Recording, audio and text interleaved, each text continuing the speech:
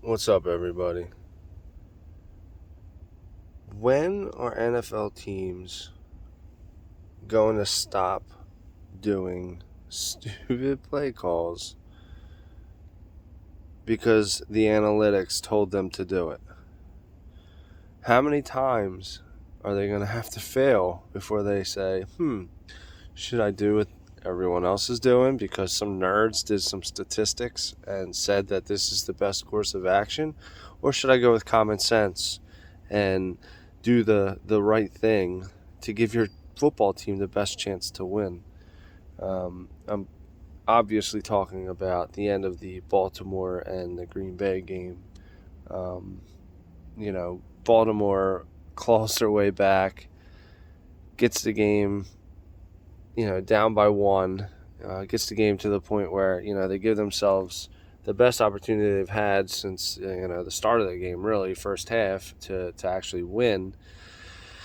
And for some reason, John Harbaugh makes the decision to go for two instead of just using the best kicker in NFL history to kick the extra point and, most likely take the game to overtime. Um, you know, I've seen other teams do this. I am a Redskins fan, and it really grinds my gears when teams do this. It happened last year with the Redskins, Washington football team. Oh, whatever, Redskins. Last year they're playing a divisional game against the Giants, and Riverboat Ron makes the same exact decision, against a divisional opponent, and it landed the same way that it did tonight, where it failed and they lost the game. Same thing. They fought their way back to get the game within one, and instead of just kicking the extra point, they try to win the game, even if that situation comes up and they actually get it. I'm still pissed off that they even made that decision as a fan. It just doesn't bode well in the long run. I mean, I think Baltimore was, what did they say, 2-7 on 2-point conversions on the year. So yeah, add that into your analytics too, dildo. What are we doing here? Kick the extra point.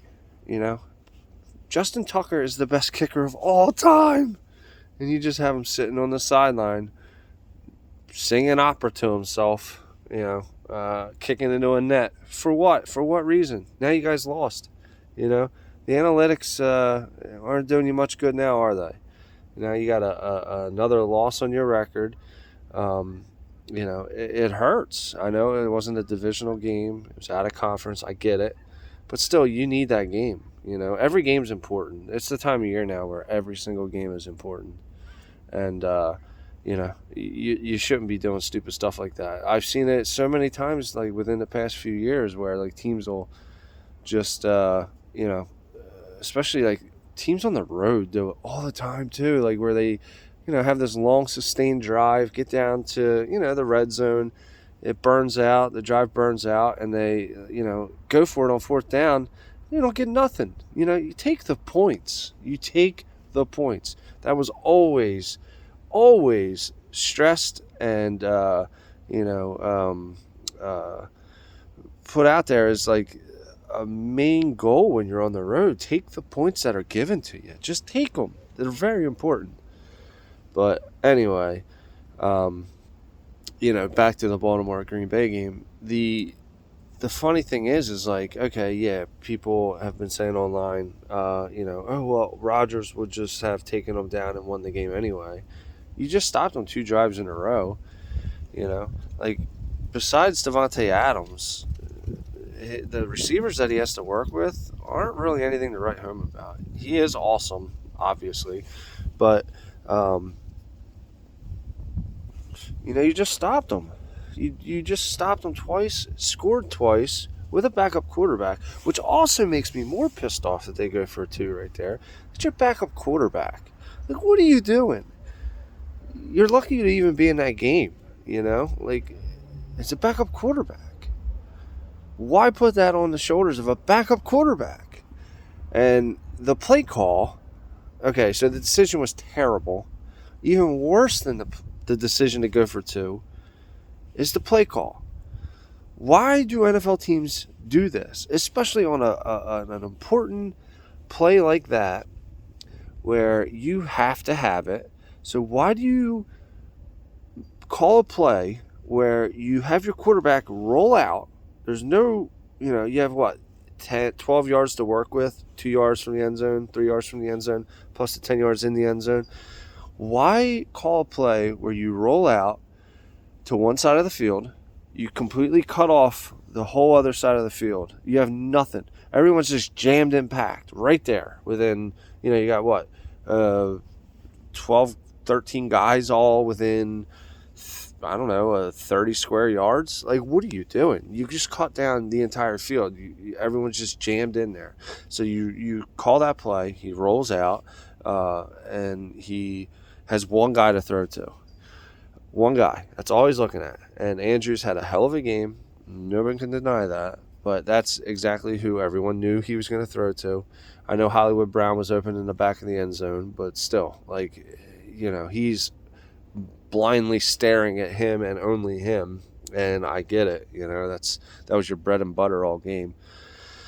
I don't know.